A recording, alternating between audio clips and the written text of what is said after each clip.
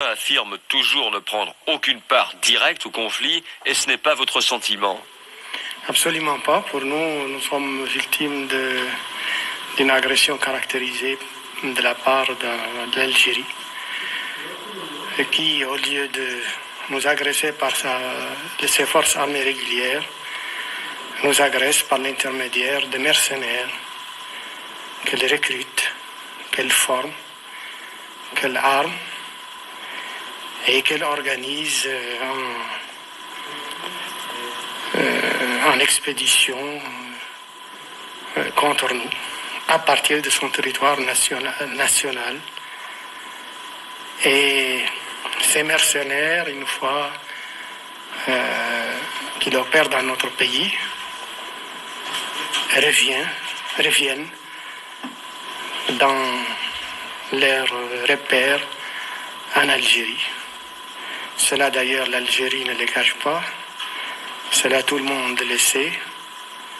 Mais ce qui nous étonne, c'est qu'aucune voix ne se lève pour dénoncer ces formes d'agression caractérisées qui violent notre intégrité territoriale et qui provoquent chez nous tous les désordres que vous connaissez, car, comme vous le savez, les mercenaires algériens pillent, s'attaquent à des pauvres nomades, des pauvres paysans dans la nature, ils les tuent, ils les prennent en otage et ils reviennent dans l'impunité quand nous n'arrivons pas à les intercepter, sûrs qu'ils sont qu'en Algérie, ils sont hors de notre portée.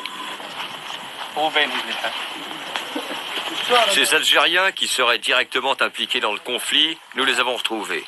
En pouvant, quelque part en Mauritanie, interviewer pour la première fois les prisonniers de guerre capturés lors des attaques de Nouakchott, les compagnons d'Al-Wali. Quelle est votre nationalité? Algérien. Et vous êtes membre de l'armée algérienne? L'armée, oui. Et vous avez été fait prisonnier alors que vous vous battiez avec le Polisario? Oui. Quelles ont été les conditions dans lesquelles vous avez été fait prisonnier? On était en accrochage à bâti et depuis on a pris les militaires mauritaniens, les armes mauritaniennes. Et il y a combien de temps que vous avez été fait prisonnier? Depuis le mois 10, 76. Octobre 76. Oui. Vous êtes aussi algérien? Oui.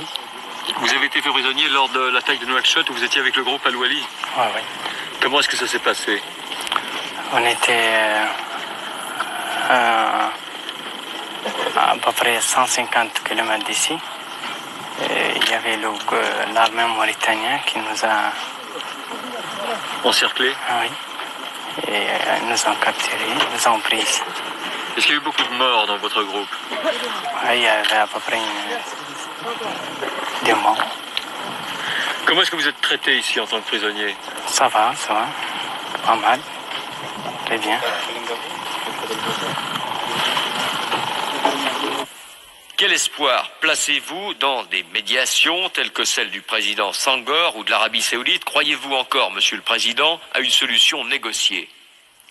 D'abord, c'est la première partie de votre question. Il faudrait plutôt la poser aux responsables algériens, car tous les efforts entrepris par des pays amis et frères pour trouver une solution en vue de diminuer la tension créée dans notre sous-région par l'agression algérienne, toutes ces tentatives ont échoué à cause de l'intransigeance algérienne. C'est donc aux responsables algériens qu'il conviendrait de poser cette question. Quant à nous, notre position est très connue. Je la rappelle. Nous ne saurions discuter toute solution qui aurait pour objet de remettre en cause notre réunification nationale, car pour nous la réunification était un impératif catégorique, un devoir sacré, et nous l'avons réalisé. Par contre, tout ce qui aura pour but de diminuer la tension dans notre sous-région, nous sommes prêts à y participer avec nos modestes moyens.